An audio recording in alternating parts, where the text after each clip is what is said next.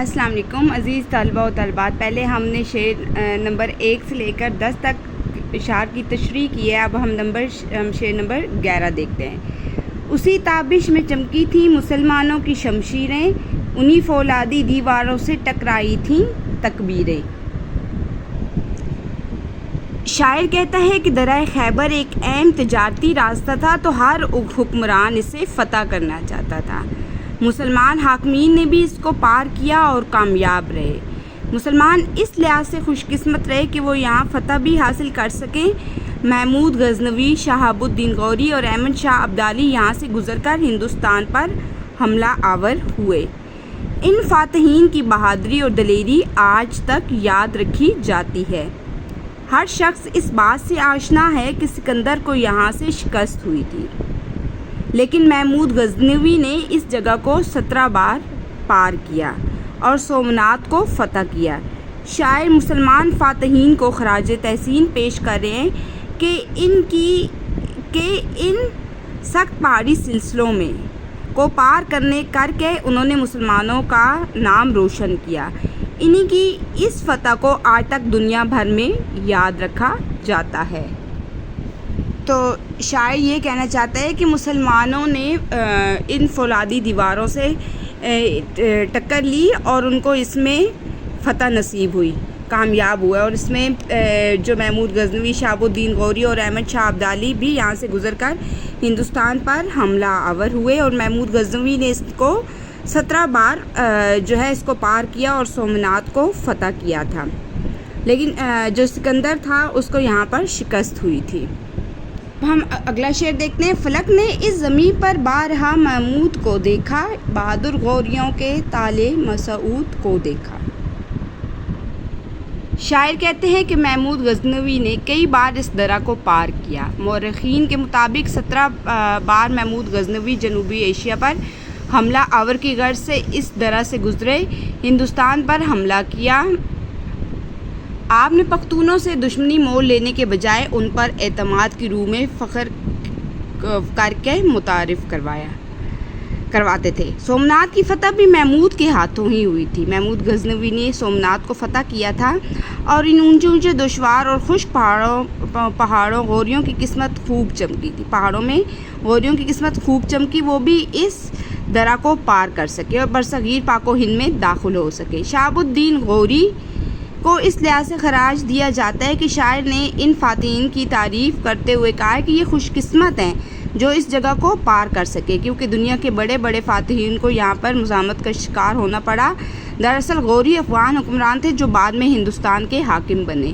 تو یہاں محمود غزنوی نے بھی اس درہ کو پار کیا اور انہوں نے جنوبی ایشیا پر حملہ کیا، اور اس کے بعد غوریوں نے بھی قسمت چمکی، انہوں نے وہ بھی برصغیر پاک و ہند میں داخل ہوئے، اور شہاب الدین غوری کو اس لحاظ سے خراج تحسین دیا جاتا ہے کہ ان کے جیسے بہت سے جو تھے فاتحین وہ یہاں پر اس جگہ کو پار نہ کر سکے، لیکن شہاب الدین غوری نے بھی اس کو پار کیا۔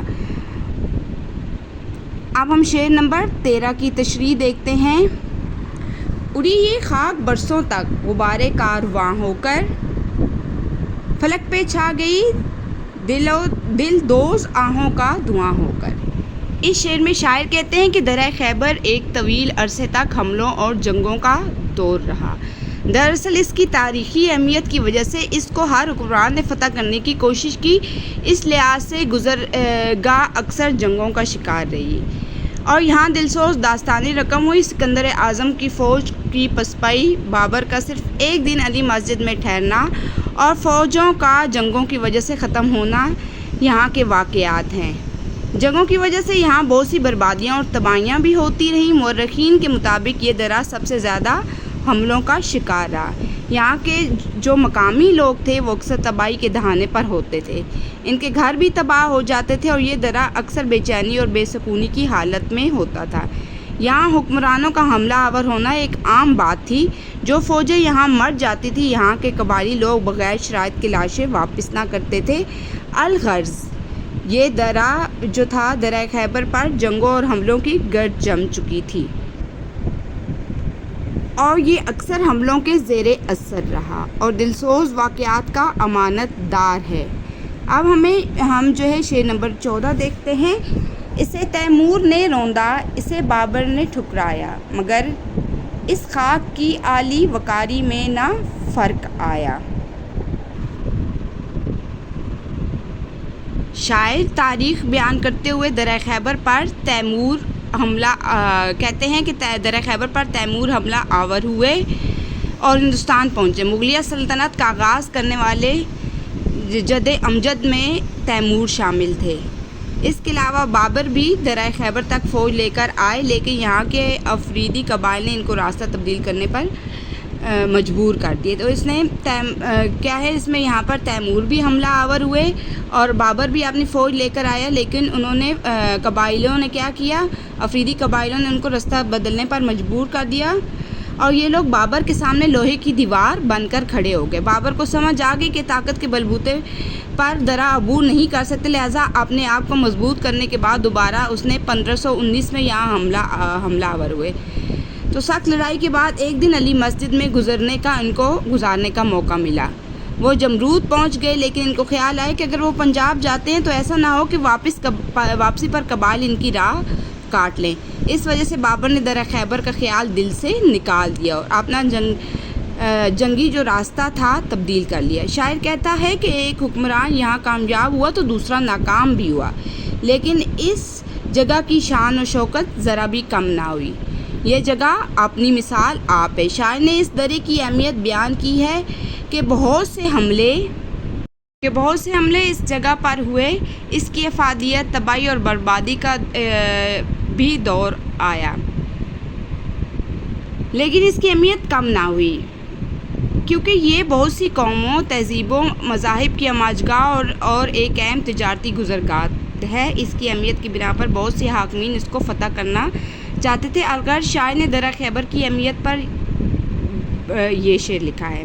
انہوں نے کہا یہاں اگر ایک مسلم کو اگر اس کو کامیابی ہوئی تو دوسرے کو شکست بھی ہوئی، لیکن پھر بھی اس درہ کی اہمیت جو ہے وہ کم نہیں ہوئی۔ اس کی اہمیت و جو افادیت ہے وہ اپنی جگہ پر قائم رہی اور اس کو ناکامی کا سامنا نہیں کرنا پڑا۔ شعر نمبر 15۔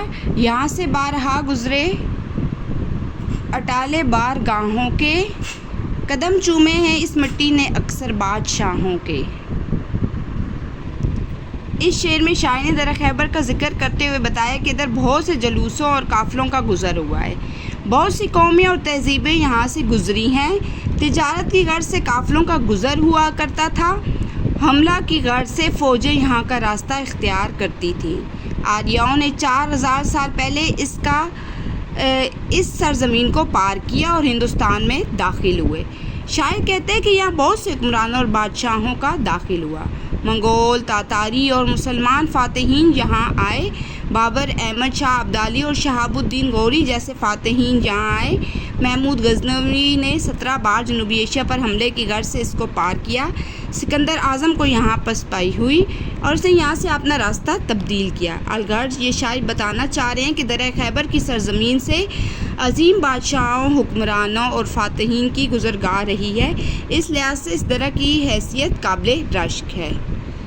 وہ شاعر بار بار اس نظم میں یہ بتانا چاہ رہے ہیں کہ یہاں سے بہت سے حملہ آوروں کا گزر ہوا، یہاں بہت سی فوجیں گزری، کچھ کو یہاں پر کامیابی ہوئی اور کچھ کو ناکامی ہوئی، کوئی تو اس کو پار کر گئے اور کوئی اس کو پار نہ کر سکے۔ تو ان میں جو ہیں اہم جو ہیں حکمران اور بادشاہ منگول ہیں، تتاری ہیں، مسلمان فاتحین میں جو ہے بابر، احمد شاہ ابدالی، شہاب الدین غوری جیسے اور سکندر اعظم جیسے بادشاہوں کا یہاں پر گزر ہوا ہے۔ اس نظم کا شعر نمبر 16 دیکھتے ہیں۔ کہاں اب وہ شکوائے ناداری اقبال ابدالی، لیا کرتے تھے جن سے سخت پتھر در سے پامالی۔ اس شعر میں شاعر نے صنعت تلمیح کا استعمال کیا ہے۔ شکوہ ناداری اور اقبال ابدالی وہ تراکیب ہیں جو تلمیح کے طور پر استعمال ہوئی ہیں۔ دراصل یہ تلمیح ایک تاریخی واقعہ کی نشاندہی کرتی ہے کہ نادر شاہ کا عروج جون 1747 میں ختم ہو گیا تھا۔ جب اس کے اپنے محافظوں نے چھپ کر اسے قتل کر دیا تھا۔ جو نادر شاہ تھا بادشاہ، اس کا جو عروج تھا وہ جون 1747 میں ختم ہو گیا تھا اور اس کے اپنے ہی محافظوں نے چھپ کر اسے قتل کر دیا تھا۔ تو یہ جو ہے نادر شکوہ ناداری جو ہے یہ صنعت تلمیح ہے نادر شاہ ابدالی کی۔ ابدالی نادر شاہ کی حفاظت کے لیے، یعنی کہ ابدالی جو تھے وہ نادر شاہ ابدالی کی حفاظت کے لیے نہ آ سکے تھے۔